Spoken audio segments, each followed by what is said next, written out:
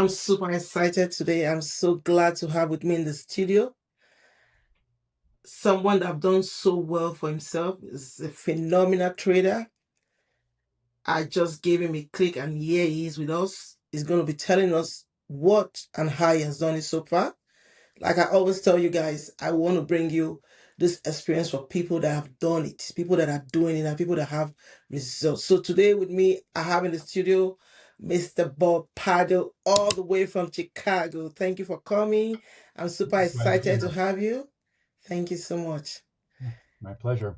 Okay, so straight ahead, I just want you to tell my audience, just share with us your journey, how you became an expert in trading.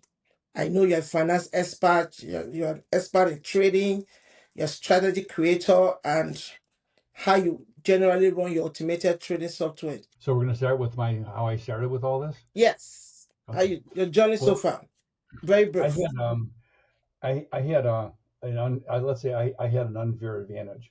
I was a software pioneer, and I created I created one of the early charting programs, and also to do technical analysis. So what happened with all this? I worked in different capacities on one of the trading floors, the Merck, the CME, and that was when there still it was a CME and a board of trade that were separate. But I worked with traders, and I started studying technical analysis and created software, and I read everything I could possibly find on technical analysis. And in those days, there was nothing like there is now, but Yes. I did read what was available. And before I actually would ever put anything into the software program, I would actually confirm that it actually had value. So I didn't just put stuff in there because it was out there like some people do. I put stuff in there that I actually knew worked.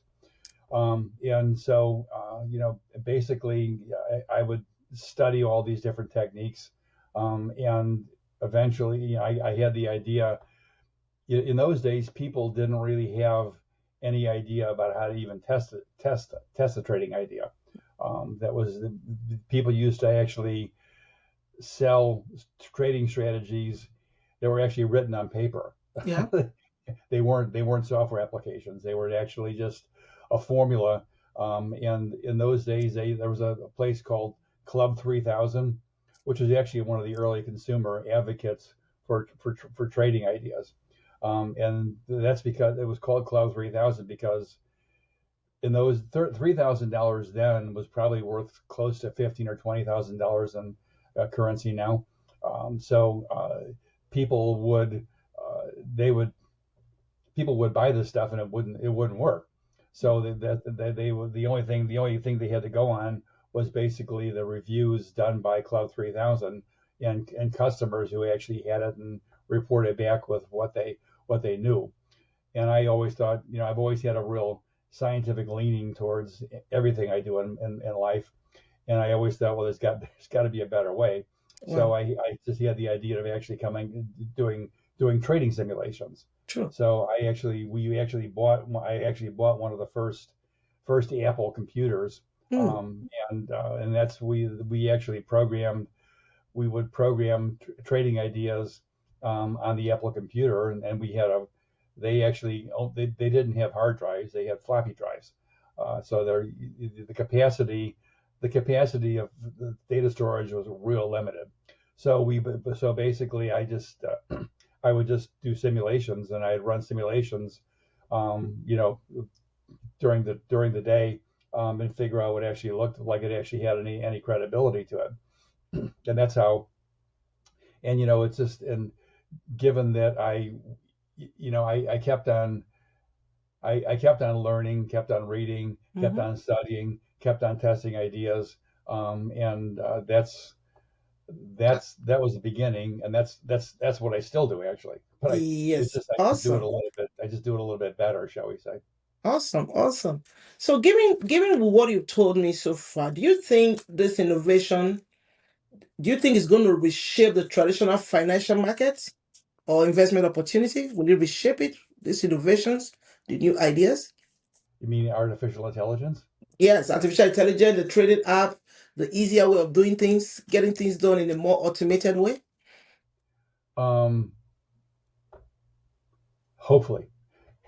I say that because I wrote my book, the first version of my book. I wrote it in the early '90s, and the second version came out in 2000, I think 2007 or 2008, something like that.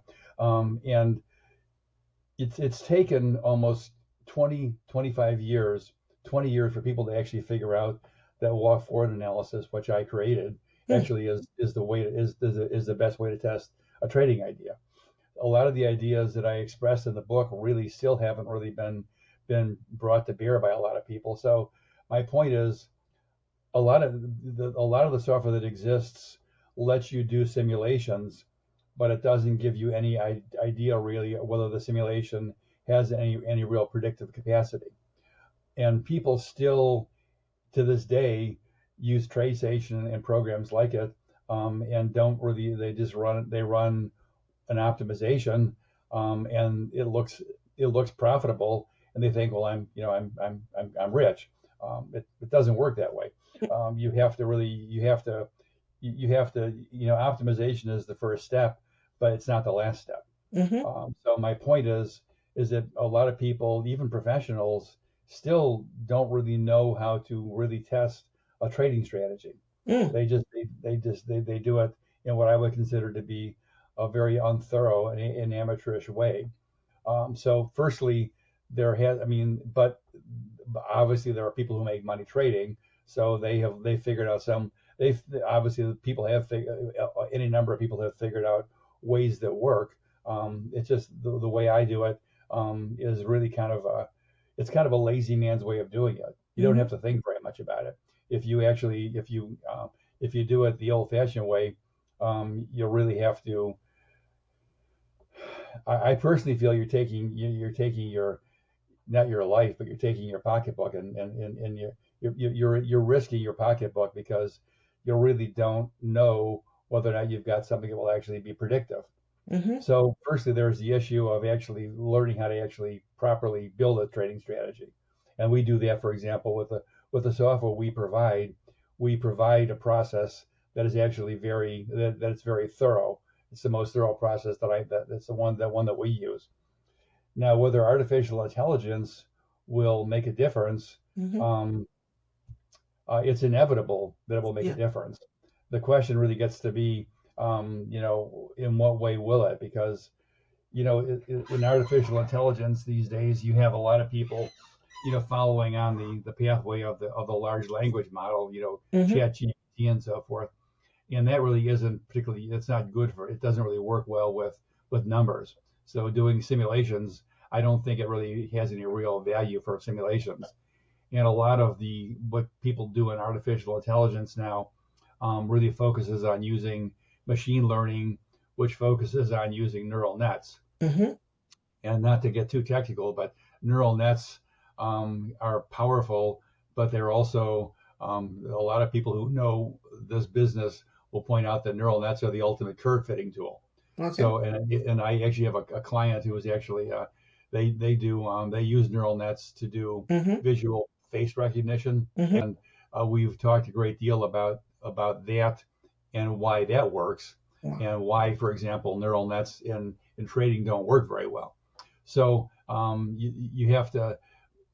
But that being said, I personally don't think that artificial intelligence is only machine learning, and I don't think it's only neural nets.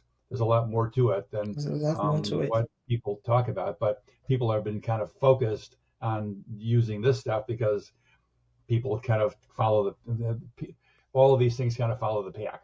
Everybody's So, trying to follow the trend.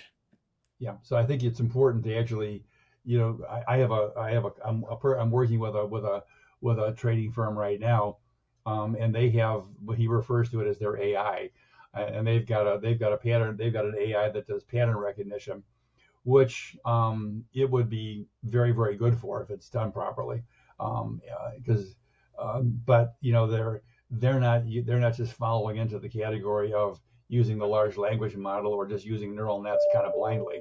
They're True. using they're doing it with he knows trading, Mm-hmm. and they're doing it with trading in mind, and doing it knowing that, it can be very dangerous to use these things because you basically are curve fitting. So Awesome. Awesome. Because I'm trying to understand the whole AI ecosystem. I'm super excited. It's a new trend. Everybody want to do the new thing, but there's a lot to it, like you said. So that's what I want to ask you about. I know you have a course on WFA, work forward analysis. Could you throw more light? What do you do? What is it all about? What is it Well, all about generally? we what is the course called? Work forward analysis is widely recognized. How does it work? I How know does it work? you own that. How does it work? Well, basically, walk forward analysis uses a collection of individual walk forwards. One walk forward simply means that you take a chunk of data. Let's say you look at data from 2008 to 2011, and you optimize your parameters on that and pick the best parameters, and then you actually see how they do on 2008 through 2009, Hmm. and that's one walk forward. Okay. What counts is what's the optimization has value, but you have to understand it. You have to know how to interpret it. You have to know how to analyze it. But what really matters is how it did in the out of sample. The 2008 through 2009. What a walk forward analysis does is actually does a series of those. So if you want to look at when we do a simulation between, like, say we'll do a simulation between like 2008 and 2022, and we'll look at different kinds of combinations of in sample and out of sample windows. But what a walk forward analysis actually is unlike simply reporting the results of an optimization, Mm. it reports the performance of all of the out of sample windows. So Okay. the more in a walk forward analysis, like everything in statistics, the more of them you have, the better. Because Okay. what it really boils down to is each time you do a walk forward, you're doing a test of the strategy to see how it does out of sample. So the more tests you do, and the more that work, the more confidence you have. But again, when you look at the results of a walk forward analysis, it's entirely the result of out of sample testing. Okay. So it has much more credibility than simply an optimization. And generally speaking, not only does it prove the robustness of the idea, but it also gives you a much better measurement of performance and risk. So you can actually have some when you do an optimization, you can actually, you know generally when Sorry. you have a good strategy, when you do an optimization, an optimization, if it's very, very easy when you do an optimization, especially if you don't know what you're doing, to really fool yourself. So you can get results that look unbelievably great, Mm-hmm.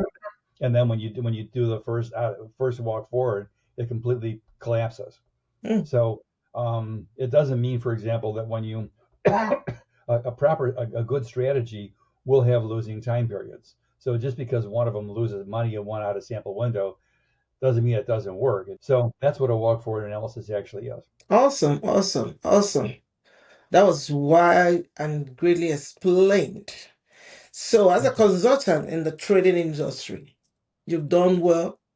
So, what would you advise someone that's looking to start a journey in investing and trading in this digital age today? Because a lot of people are scared. A lot of people still don't even understand what's going on. A lot of people Sure. are not in the know at all. So, what is your advice for such a person? Well, I think you really need to. It's a very that's a that's a complicated answer. It's a simple question, but it's a complicated answer. Um, the easy answer is learn everything you possibly can, period, about trading.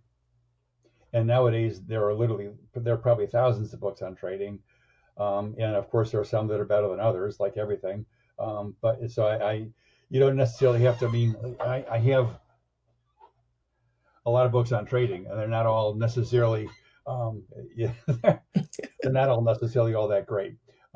So you have to, but it's like if you want to be an art, if you want to be a painter, Mm-hmm. you're going to study the masters, True. and you're going to master the techniques of what they have done, what's gone before you, Mm-hmm. and then after you've mastered that and you can reproduce paintings in a style like that, then you can go out and do it your own way. It's not dissimilar to trading. What you should do is find something that you know from somebody you know is successful, and know the techniques work, and study that and master that material, and then if once you've done that, that may be sufficient for a lot of people. I mean, people could buy Ranger, for example, and buy the stuff that we, the Ranger Maker program that does our testing, Mm-hmm. and they could build a portfolio, and they don't really need to go any further than that. Most people, but but in any case, you want you want to get a starting point, Mm-hmm. and part of it really means that you really kind of have to read. You have to understand what's involved with trading. You have to understand how to actually use your money properly, because Mm-hmm. one of the reasons why a lot of people fail at trading is they overtrade. I Mm. mean, I had a guy who worked for me years ago who, he was really impatient to get. He saw the stuff we were building and he wanted to start trading it himself. And he said, "Would you mind if I do?"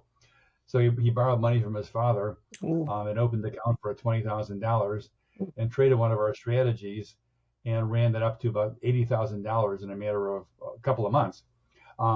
It was a good run. He was doing very well in Swiss francs. Awesome. And then he thought to himself, he was trading, but he did that trading in one lot. And he thought, well, if I can make this much money trading in one lot, what'll happen if I trade a 10 lot?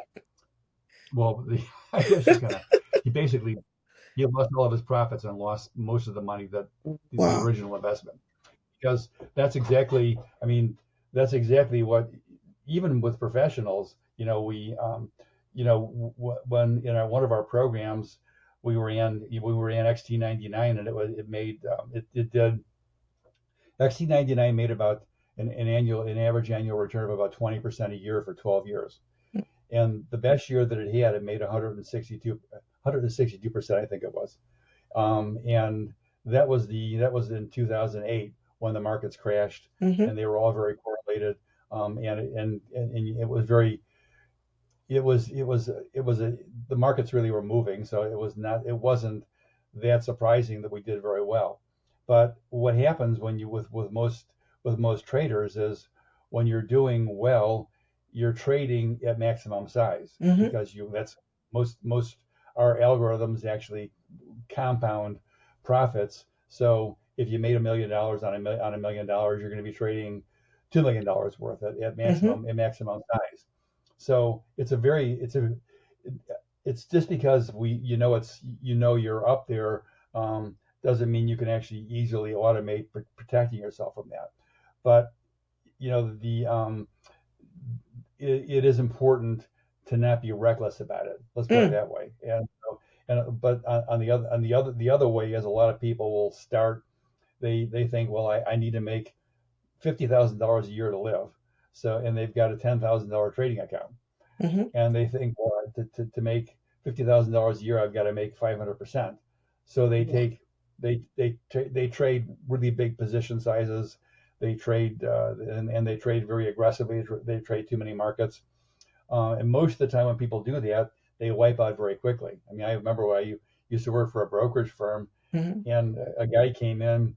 And I remember he brought in cash, so he brought in like $15,000 in cash, and it wasn't like in $100 bills. It was like it was like all kinds of 20s and tens and fives and ones. So anyway, but it was one of the guys, one of the brokers was a friend of mine. It was one of his friends, and he basically he was in the office trading, and Mm-hmm. he blew himself out in a matter of 2 days.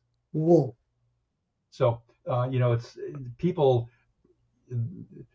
greed and fear Greed. are the two biggest Yeah. are the two biggest enemies of the trader, Wow. and then just being out and out stupid, because when you're you, so sometimes you have to know, if you're going to trade, you really have to, ultimately what you will find is, if you're successful at trading, you will come to know yourself True. well.